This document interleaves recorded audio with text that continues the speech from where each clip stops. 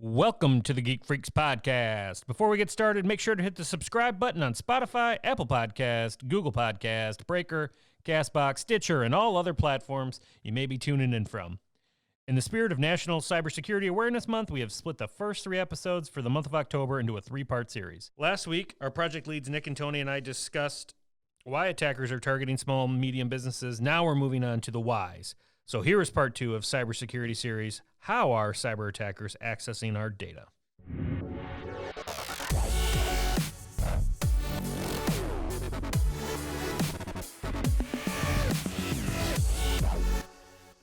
So let's talk about, before we get down that rabbit hole, let's talk about how. How are these people getting to us? We know why they're getting to us, but how are they getting to us? Bueller. I think they're just finding holes in, let's say, software, right? So if you're not updating your Windows operating system, and maybe you have an outdated Windows operating system like Windows 7, and there's holes in these operating systems that they're using to access into the systems. And this is why updates are pushed out on a weekly basis. It's because these software companies, when they develop software, nothing's perfect when it's first developed. There's always going to be changes. There's always going to be open doors that, they just haven't found yet. And when they do find them, they send the updates out to close these open doors. So these attackers, they use these open doors in order to gain access into the system. That's how they're, getting to your files and locking them. So I think a lot of, if it had to boil it down to the nitty gritty, a lot of it's coming through via email, right? Because that's how we all do business these days. So we're getting our pants fished off us every day. I don't really get so much of it because we've tuned down a lot of things in ours, but it's outdated software, it's outdated equipment, it's firewalls that you purchase from Best Buy that have no type of detection into it, or maybe it does and it's just not set up correctly. Yeah. Right? That's the other avenue. But I think emails and our documents that we use on a day-to-day basis are kind of what's really allowing them the keys to the castle, per se. Like, think about the phishing attacks. Like, some of them are really good. Yeah, I'll agree with that. And like some of the ones I've seen, like it's a deal that you click on this and then it's, oh, we know you have Office 365. So then we made this page that looks like Office 365. Log in here to see that document. And that's not actually Office 365 they're logging into. Or logging in to verify your credentials. Yeah. And you're handing over your credentials to that said person, which when everybody's like, well, how do they know where it's at? And it's like, all they have to do is look up your records to see where that's at, for one. And two, the way they got your email, it could be that they sent that originally to some big like corporation that had you like your domain in it. So then they're like, oh, that company exists. Let's go check them out. Well, and I think it goes to show like the information that they're using to attack us with is not hard to find. No. At all. No. You check your A records, you know what system you're in. So now we can fish you MX with records. Yeah, there you go. Sorry, A records are for websites. It's my bad. It's not me. Okay. Mr. DNS over here. Yeah, DNS brochure. Dominique Nicholas Samuel brochure. But it's not hard to find. You look at those records, oh, they're in Office 365, oh, they're in Gmail, let's send them this. And half the time, as long as it has some type of, half-ass image to it, people are going to log into it. And you're not going to know. Right. As providers, we don't know until it's too late. We don't know. I mean, now we do. We put in those rules for Azure and stuff. We did a little bit of preemptive strike there, but most people aren't going to know that they've been phished. I guess the only other phishing thing that goes around that we've seen several times is that damn wire transfer. Well, you have that one, or it's them trying to play as the CEO, and it's, hey, I'm in a meeting, can you do this for me real quick? And then it comes back with, go buy me some gift cards and scratch off the back and send me a picture. Which is wild to think that people fall for that, because that seems so nuts to be like, hey, Thony, I'm in a meeting right now. Bill and I need you to go get some scratchies and hit us up with those codes. Well, but the thing is like for that to work, that back of my head says that request has happened before. Oh, yeah, I get it. It just seems wild to think like you would get that email from me and be like, well, that seems weird. I should probably have that conversation before I go buy some iTunes gift cards here. Right. But again, not perfect. My father fell for a similar scam. You know what I mean? It's just, if they create urgency and a sense of urgency and power via this email to the point where it tickles you in the right spot, you're just going to do it. And I know that that's human nature, though you shouldn't get those emails in the first place. Sometimes they get through. We had that one lady got phished because they used LinkedIn when she updated her title, and then they found out who the CEO was, spoofed the email address, and sent the wire transfer email, and it was minutes away from happening until somebody stepped in and was like, yeah, that's not right. We shouldn't be doing that.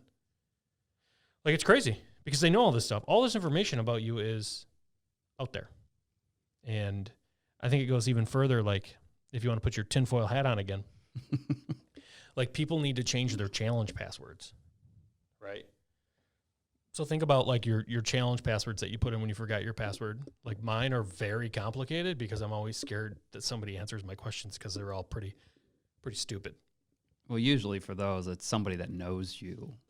So if you like, a lot of the challenge questions are like, where were you born? Where did you grow up? Where'd you go to school? And da da da da da da. Yeah, but you think about it, that information is out in social media. It is to a degree. It is that, yeah, that is true. But I also feel like, you know, people that grew up with you or your family would probably know those answers like lickety split. Like you just ask a question and they go, "Yep, I know what you put in for that." There was a case somewhere, and I forgive me because I can't remember the exact news article, but it was prevalent in a high school, and these kids would talk to each other and ask them, like, they'd attempt the challenge passwords, and then he would social engineer his way back in, talk to the girl, get their information, essentially lock them out of their Facebook, and then extort them for things. And that went on for years, and he got by with it successfully because there was no real crime committed.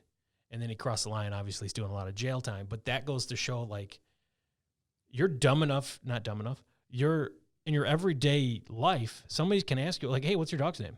And I'll tell you. I think the word you were looking for is gullible. Gullible. Yep.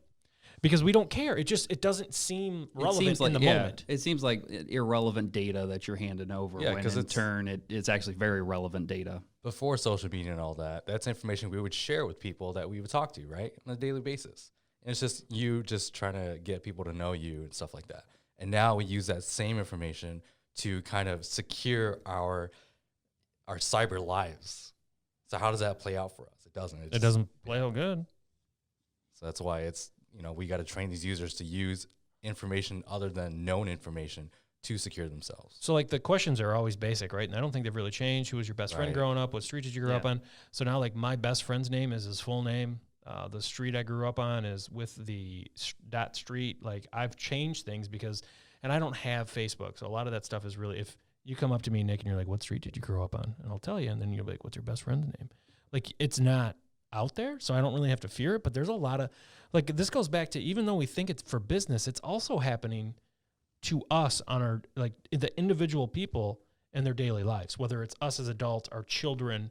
Like, we all have to be very mindful with our data in some form or fashion, because it can come back and bite us in the ass if we don't even take care of it on that type of level. Oh yeah. The other thing I wanted to mention too, before we get into Nick's favorite thing about physical attacks, is, do you guys remember when we started talking about ransomware, like when CryptoLocker came out and it was running on the macros? So it would say enable these macros, and you would enable it, and you'd give it access to run the macro, which was essentially CryptoLocker. Okay, yeah. Like, that goes back to the healthy habits of updates, right? Because that was fixed in a lot of Office updates numerous times and numerous levels, but yet people still didn't do it, and people would still enable those macros and get it. Well, the other part about it, I think, that how many people have actually built macros and they actually just have it enabled because they actually use macros? I'm sure there's some either accounting people out there or something like Excel that they have macros that automatically run with their documents. So they kind of wouldn't be able to stop that. I can't remember what other macros named. Can you name what kind of macro you built? Well, the one that it came on was that this was it. So it's when they made the extension change from .xls to XLSX. Mm-hmm. So they would send a bullshit file that would say, you need to enable this macro to view this new format type. And they would enable it because that's what the instruction said. And then bingo, bango, you're in trouble. Yeah. So, I mean, it's more of that, right? Is doing the right thing, being cautious, especially when you get stuff from people you don't know, or like unexpected documents. Like, if Nick just sent me a PDF and was like, I need your W-2s, I'd be like, Nick, why do you need my W-2s? You know what I mean? But we don't even think like that. We're like, yeah, here's my W-2s. I have no idea why you would need that, but here's my W-2s, bub. And then gotcha. I know somebody who that happened to. The W-2 one? Yeah. Phishing email. It was apparently the CEO asked for the W-2s for all the employees. Information was sent. Oh, that's a good one. Yeah. Not encrypted? Nope. Nasty. Because that's SOC, that's address. That's a lot. That's a lot, yeah. And then one other one was an employee's email was phished and was stated, hey, I need you to change my accounting information for my paychecks to this account instead. Mm-hmm. Payroll, HR did it. Lo and behold, that one check, which was a substantial amount, went somewhere else. So, and that's I think the other thing that people need to know and recognize is they can't get it back. No. She gone. It's gone. That's And it. it's the same thing. So I want to talk about the physical attacks because I think this is a new thing, right? So whether it's a man in a middle attack or like a USB attack, like it's happening now. Like everything you see on the TV shows is now happening to us. I don't know if it's happened too much, but it's out there, right? That's how some of these, was it Stusex? The one we used to take down our Iran nuclear program? That was passed through a USB. We gave them a USB with a virus on it. They put the USB in, and it went into their nuclear program and just caused hell. And now, from there, it spread out into the wild. So now people have copies of it, which is basically just a virus to do bad things. But the government created it. So that is your spy movie in a nutshell, is a physical attack. Yeah, pretty much. It's a lot of that either you have the right credentials or correct looking credentials is one way to do it. Because when you think about it, how hard is it to fake a badge? Like a normal employee badge. I'm not saying like it has to be like a specific ID or any, but just an employee badge. Probably not hard when you got Yahoos posting it on Instagram and LinkedIn and being like, first day at Omega, woo! Well, it's not just that. It's like you think about people who have to wear badges on a daily basis. What do they do when they go to lunch? They don't take it off. Yeah, I mean, was it you and I that we were out to lunch that one day and we Penn ran into that Station. guy I used to know? It was Yeah. Whoa, hey, Yeah. no free ads. I wasn't going to say it.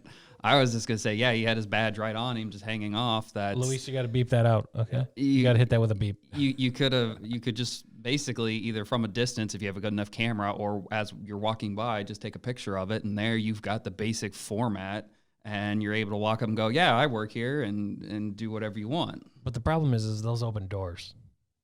So you can't get in. Well, yeah, for ones like that, I'm just like, you can't get in that building if you don't have your badge. Well, there are ones that, well, you could go in the front door though, and if you have it on you, it just looks like, because every business pretty much has the front door open for clientele to come in or anything like that. And with that badge, it would just give you access to basically anywhere in the building that is free to roam. And you wouldn't be able to get into like locked doors, but when you think about it, how many doors aren't locked in a facility? Well, think about it this way. Even if the damn door is locked, you just wait around. You got your badge on like you're smoking a ciggy butt. Somebody opens that door, you just slide in behind them. Hey, how's it going? That's what I was going to get to is Yeah, there is that. they'll make a copy of the badge. They'll do a reconnaissance on the building, right, to see, okay, is there a smoking point? Do people hang out a certain area to smoke? And they'll, wait. If someone's out there smoking, they'll just walk up and wait till that person opens the door.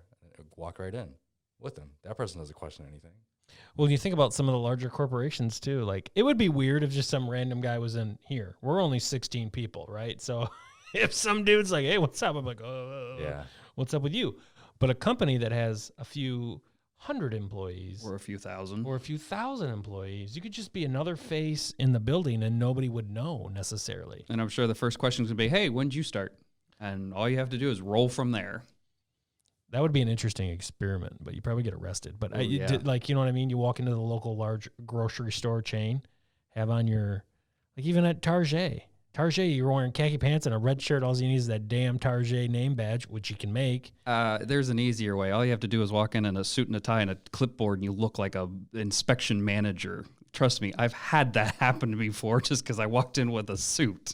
And you had a clipboard? No, I didn't have the clipboard, but they still thought I worked there. Elite hacker Nick Brochere. DNS Nick Brochere. Everything. So, yeah, I don't know. I mean, so how do you protect yourself from a physical attack? We'll talk about that in a minute, but that goes back to like always being diligent to what you're doing in some form or fashion. Like if I get up from my desk, you guys could walk right into my office and jump on my computer. Most of the time I lock it, but sometimes I don't. I know there's people in this room right now. He's standing over there who doesn't. He's right there. He leaves for the weekend and his computer's still logged in. That's good to know. I was editing a video. Mm-hmm. Sure. Till the elite hackers are Luis Sanchez and they're in our system. But then like we have a mixed environment too. Not in that way, but like we have Macs, we have servers, we have Windows machines. Like you have to make sure your protection's good across all devices. So we rolled out Sentinel-1 and our Macs didn't get it automatically and somebody's Mac wasn't here for a while. So when they rolled up, they didn't have antivirus. That ain't good either. No. So it's all kinds of issues. I mean, physical threats, I think, are a lot lower on the totem pole if you kind of went through, like, even I think traditional viruses are changing now, right? So their file list, their executable list, their grandma going to Facebook and being like, oh, yeah, of course, I love Keds. I want a new pair of Keds. And they click on the ad, and it's a bullshit ad. And all of a sudden, they got CryptoLocker or the FBI one. Did you ever see that one? No, I don't think I did. It was hilarious. It would grab you would give it rights. Right, so it'd say, yeah, this needs rights to load. So you say, yep, sure, load, whatever. And it would turn on your webcam and put your face in there. Like, we're sending this information to the FBI because you were on an adult website, blah, blah, blah. You could have been like on Facebook, like doing nothing crazy. And all of a sudden it's like it's sending you to the FBI. And people would pay the scratchers on it. Like, go get the gift cards and do all this. And all you had to do, all you had to do was close the browser. Yeah, I've seen those before. That like it's just like all of a sudden you get that call of, I don't know, there's all kinds of ads popped up on my computer. I don't know what to do with it. And it's literally whatever website they went to activated all kinds of tabs, all kinds of pop-ups. Yeah. And it's just, if you close the browser, it's all gone because it's nothing that installed. It's just all website triggered items. But it's that flashy, clicky kind of stuff that makes everybody panic. Well, and I think that's the scary part of it, is you don't know. Like, think of like my dad's just turned 60. He just got a computer for the first time a couple years ago. He got an iPad. And anything pops up on his computer, he'll call me or text me because he's never been into that weird place of the internet before, like where I clicked on the wrong thing and all of a sudden I got all these pop-ups I don't know what to do. Whether it's, bad stuff or good stuff, it just happens. And I think the older generation isn't really trained for it because they don't have to deal with it on a daily basis. Like my son knows how to work an iPad probably better than my father does. And my son's only been around for 2 years. You know what I mean? Yeah. It's just weird to think. And I don't know. I think if you had to ask me, and we can put our tinfoil hats on for this, I don't think there's a 100% foolproof way to protect anybody or anything. Well, that was like when we were out at GlueX. There was that one guy that went up on stage and he was talking about like your biggest vulnerability, and it's never going away, is the user in the chair. Oh, yeah, 100%.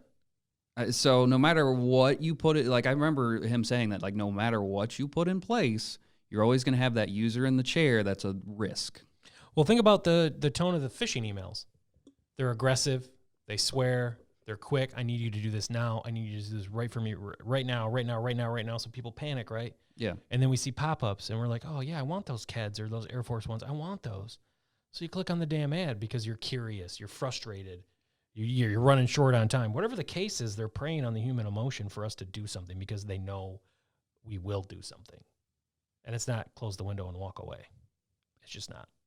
Well, and it's one of those that they know you'll do something if they make it like limited time. Like you have to act on it now because it's that they're trying to do like a knee-jerk reaction. Like if I tell you this has to be instant, I'm going to get you to do it because you don't have any time to actually assess the situation or think about it. It's just do it now. Yeah, and the way they word it as well, it makes you think if I don't do this because of what they just said, there's going to be consequences. Yeah. And that's the last thing you want on yourself. So let's talk about the fun part. Fighting back.